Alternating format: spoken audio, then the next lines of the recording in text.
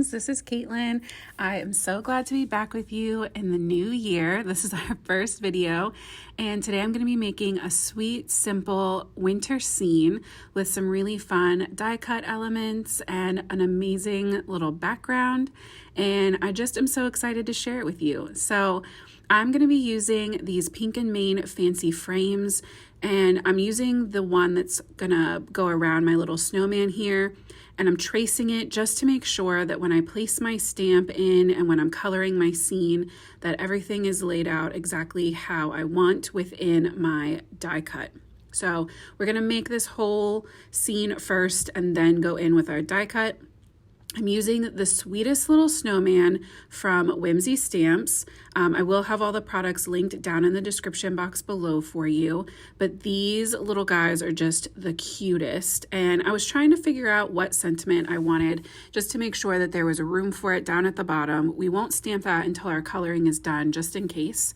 But once I had good placement and I was happy with everything, I removed the die, I added my magnet, and stamped in my image with my Honeybee Stamps Intense Black ink. This is my favorite ink for stamping when I'm going to be Copic coloring. So 2 good stamps with that, and my image was nice and crisp and ready to go.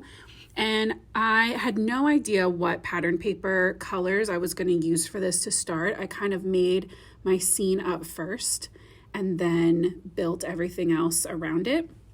Not usually the way I work. Normally I will pick my kind of accents or pattern paper or whatever else first and then make sure my colors match. So this was kind of fun to change things up. And I started out by coloring my snow in with a BV color story. I am so sorry that there's a glare on these marker caps. I will do my best to have all of the colors listed down in the description as well.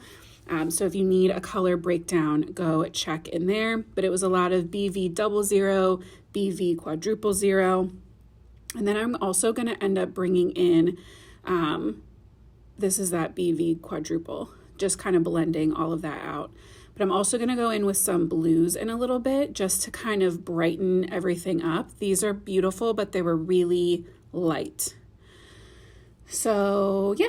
I thought it was just a fun way. I love making snow colorful. I love having blue or purple snow versus just using grays. And I think it's a really fun way to add some extra pop to your cards, your winter cards, where I know for me, it's really easy for spring and summer to keep everything really bright. And then in the fall, I love like all the jewel tones kind of come out and all of the pumpkin spice warmth.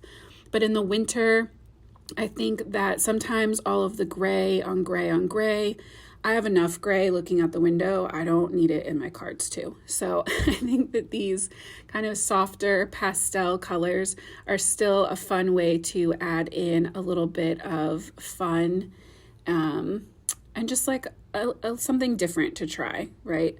So I'm going in with all of those same BVs first. And then this is where I started to feel like I knew my sky was going to be blue, and I'm starting to go in with that B00, blending in from the sides and the top, just kind of slowly building that color around the edges.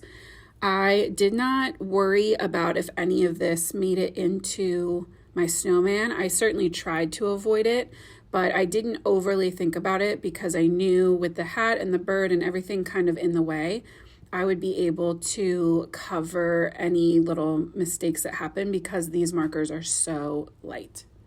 So I went with that BV 00 and then 000 and now quadruple, just working on blending that out.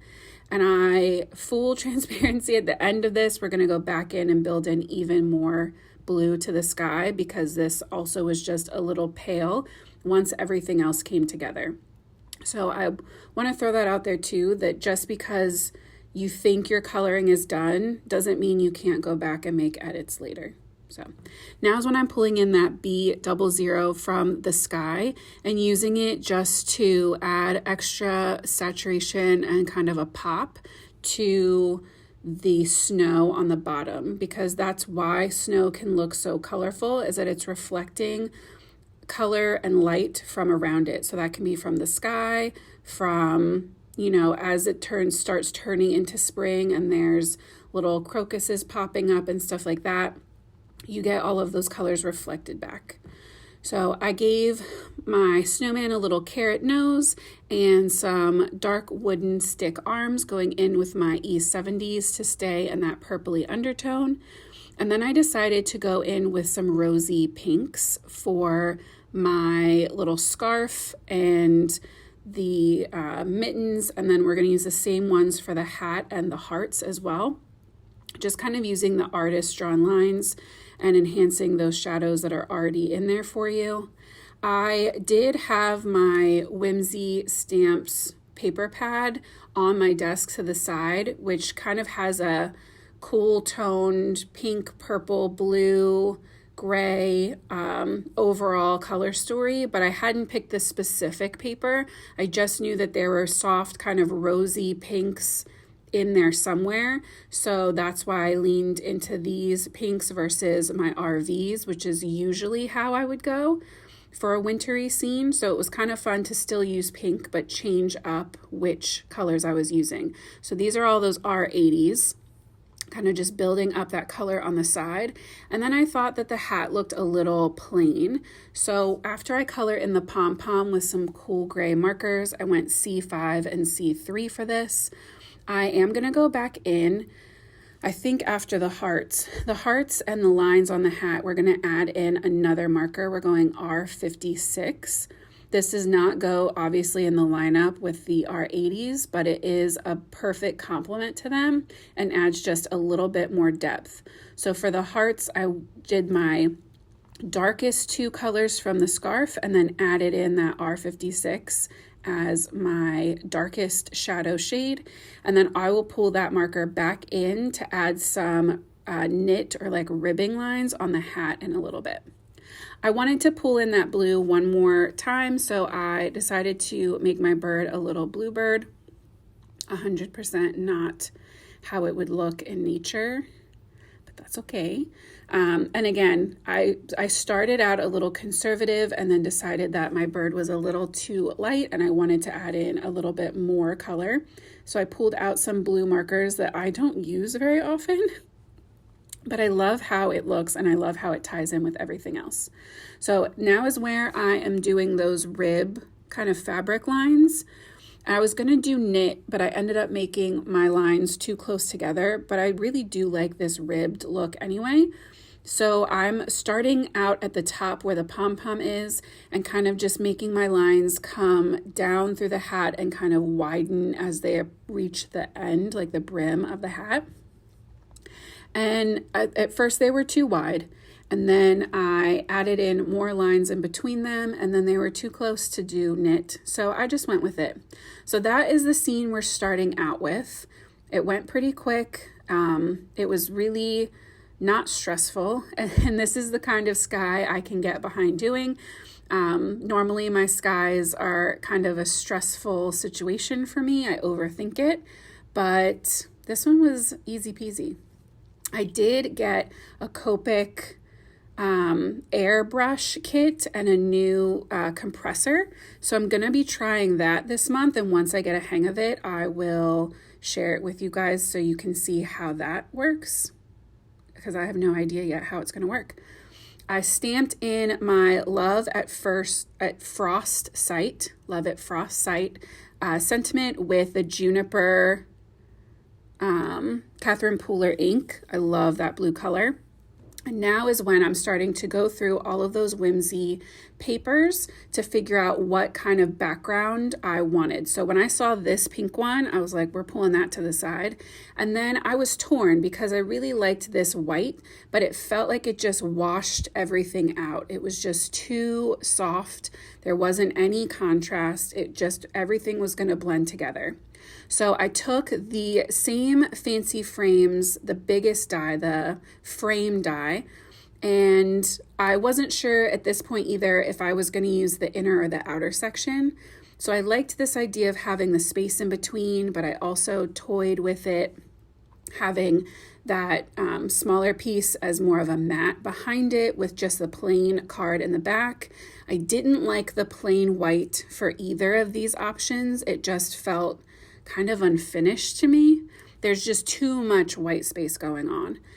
So what I did is I remember that I had this pack of glitter cardstock that I had picked up from Joann's, and I had never opened it.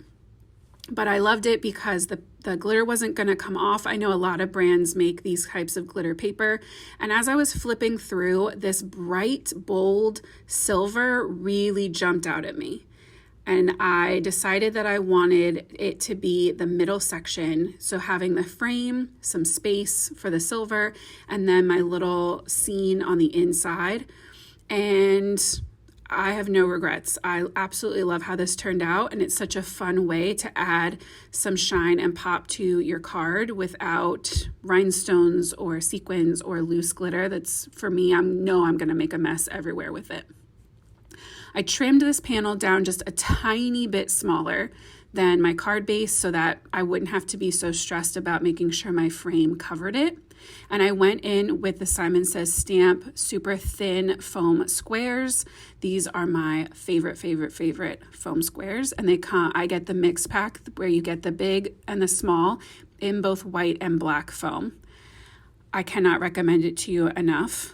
I will have it linked. I don't have affiliate links or anything like that with Simon Says Stamp. That's on my bucket list, but not yet. But I just love it enough that I have to tell you about it. So I added that foam to my frame and popped that in place. Then I also added that foam, 9 of those squares, to the back of my scene. And with this glitter paper especially, as long as you don't press down on your piece, you can shift it and move everything around. That foam's not going to just adhere itself. So I got it into perfect placement, I think, and pressed down. Remember I said we were going to go back in and add more blue? I'm going back in to add that blue now. Just more of that. I think I added B01 and then blended that out with the B00 back into everything that was already there. And just having that extra pop of blue up at the top, I think really helped bring the scene together and helped it stand out against that dramatic glitter behind it. And also pulled that bird in a little more because the bird was so much more saturated than the background. So once my sky was updated, then my card was done. And look at that sparkle from that paper. Oh, I just love it so much. I'm going to be using way more of this paper. If you have a brand of glitter paper that you love, please leave it in the comments because now I'm going to be shopping for glitter paper. But thank you so much for coming to hang out with me. I hope you're feeling inspired to start working on some winter cards, and I will see you guys soon. Until then, happy crafting.